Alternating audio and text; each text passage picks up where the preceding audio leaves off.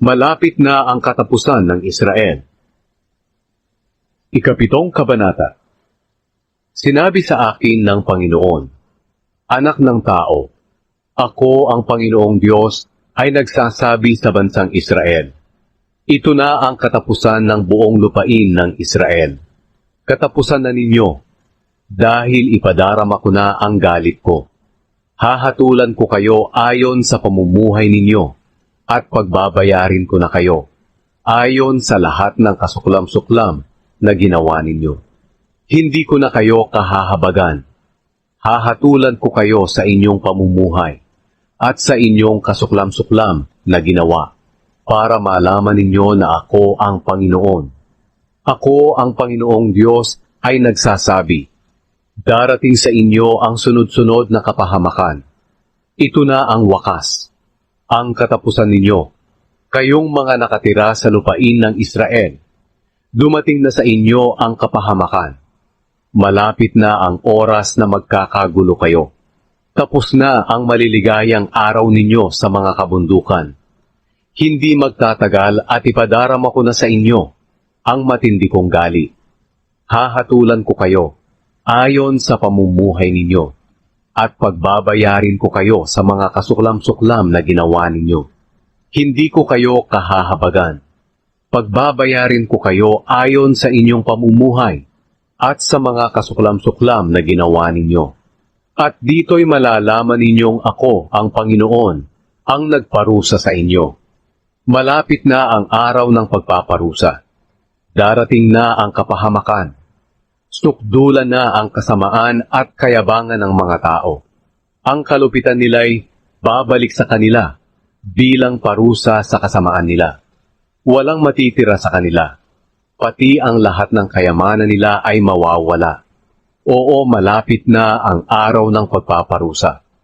Hindi na ikatutuwa ng mga mamimili ang naitawad nila, at hindi na rin malulungkot ang mga naluging nagbebenta, dahil mararanasan ng lahat ang galit ko.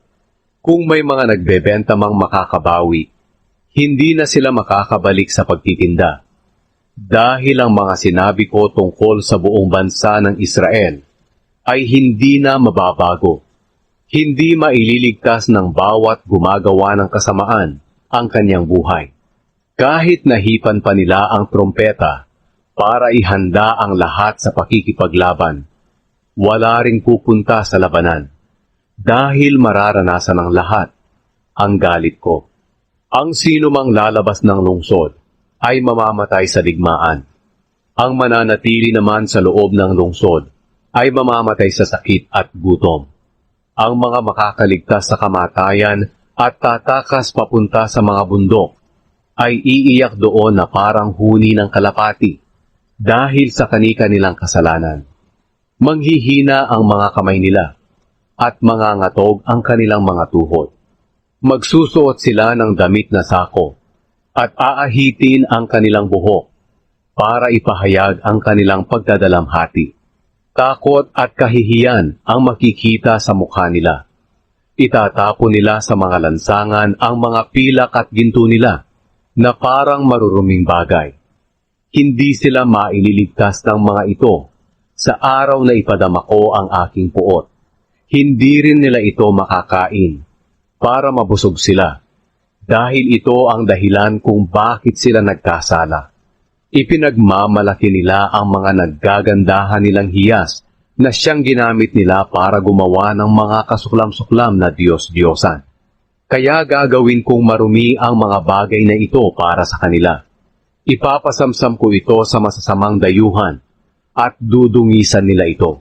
Pababayaan kong lapastanganin nila at nakawan ang aking templo. Papasukin at lalapastanganin ito ng mga magnanakaw. Bibihagin ang aking mga mamamayan, dahil puro patayan at puno ng kaguluhan ang kanilang lungsod. Ipakakamkam ko sa mga masasamang bansa ang mga bahay nila. Tatapusin ko ang pagmamataas ng kanilang mga makapangyarihang tao, at ipalalapastangan ko ang mga sambahan nila. Darating sa kanila ang takot at maghahanap sila ng kapayapaan, pero hindi nila ito matatagpuan. Darating sa kanila ang sunod-sunod na panganib at masasamang balita. Magtatanong sila sa mga propeta, pero wala silang matatanggap na kasagutan.